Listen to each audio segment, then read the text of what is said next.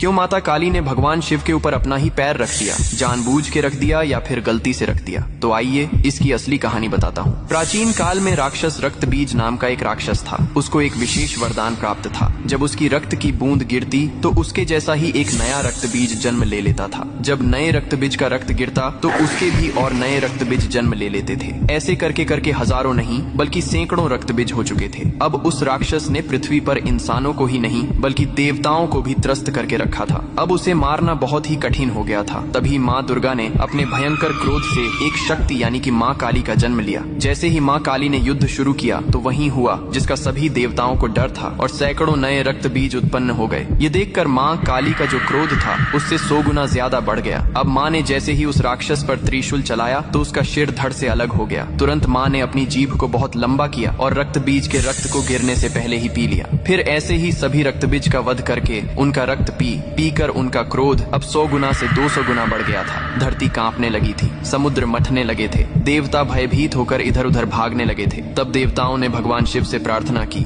हे महादेव, आप ही माता काली के संताप को शांत कर सकते हैं। शिव ने देवताओं की पुकार सुनी और माँ काली के सामने युद्ध भूमि में पहुंच गए। लेकिन माँ अपने तांडव में इतनी लीन थीं कि उन्होंने शिव को भी नहीं देखा। तभी भगवान शिव ने स्वयं माता के चरणों में लेट गए। जैसे ही माँ काली का पैर अनजाने में शिव के सीने पर पड़ा, तुरंत उनका क्रोध शांत हो गया। उन्होंने नीचे देखा तो अपने प्रिय पति शिव थे। यह देखकर उनकी जीभ शर्मिंदगी से बाहर निकल आई। इसके बाद शिव ने मुस्कुराते हुए कहा, हे माँ, तुम्हारा यह रूप सृष्टि के संतुलन के लिए था, लेकिन यह रूप अब धरती पर बहुत धाम धूम से पूजा जाएगा। यही कारण है कि तस्वीर में और मूर्तियों में माँ काली को शिवजी पर खड़े हुए दिखाया जाता है, जो बहुत ही शुभ माना जाता है।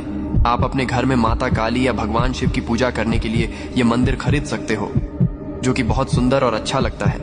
यहाँ टाइप करके आज ही अपने घर मंगाए। अगर इसी तरह पौराणिक फैक्ट और नॉलेजेबल वीडियो पाना चाहते हो तो फॉलो जरूर करना। हर हर महादेव, जय श्री राम।